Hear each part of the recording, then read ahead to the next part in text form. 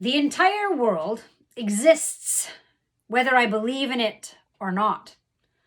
I can say I do not believe in oxygen, and yet it fills my lungs with life.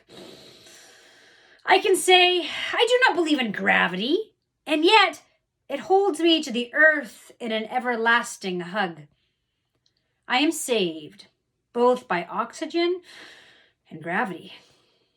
Not because I believe in them, but because they simply are. One allowing me to breathe, to be alive, and the other allowing me to plant my feet on the earth and not float away to Uranus. A fabulous name for a planet, just saying.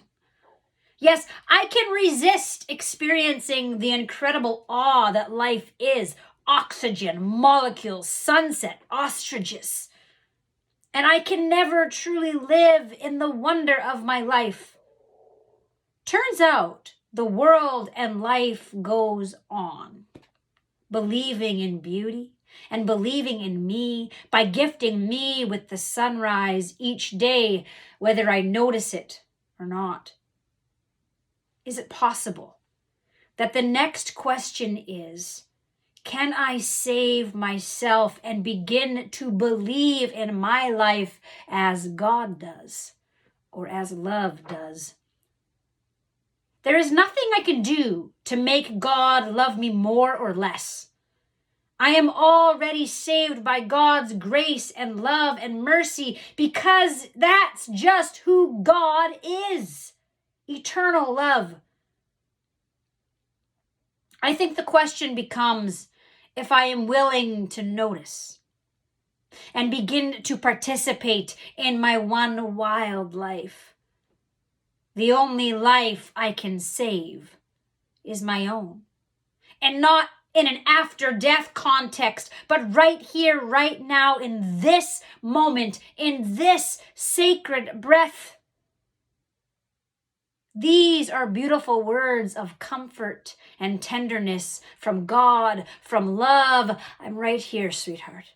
Look up and seek this peace and love that is always descending on you like a dove, saying, "You are my beloved, and in you I am well pleased."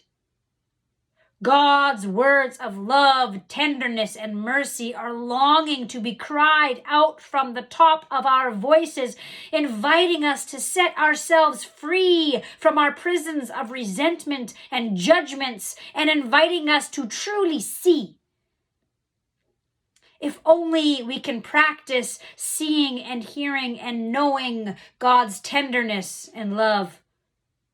When Jesus allows himself to hear the reminder of who he always was at his baptism, God's beloved, in whom God is well pleased, nothing was ever the same. And side note, he needed John the Baptist to help him hear that we are here to help each other become ourselves each moment of each day, to be people in the arms of people.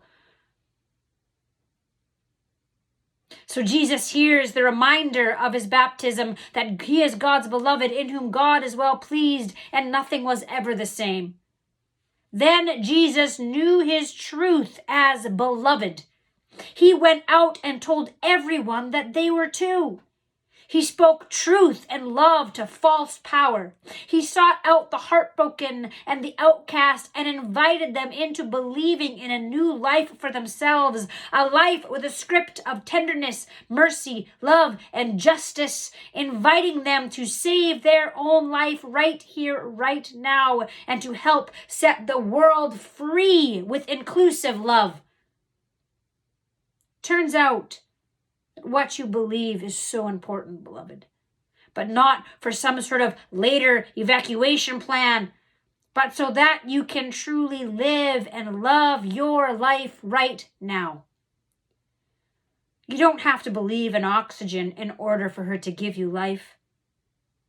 But if you do begin to wonder and be curious of this free gift that you are given each moment, allowing yourself to hear your breath say, "I love you," your life will not be the same, beloved.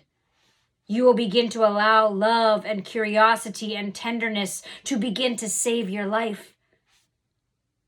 One moment at a time. And then you can't help but live a life that preaches the good news in different words with the same underlying meaning, that we are all God's beloved children, and God is longing for us to notice the gift of being love and being alive. And let the church say, amen. Grace and peace, friends. Mic drop.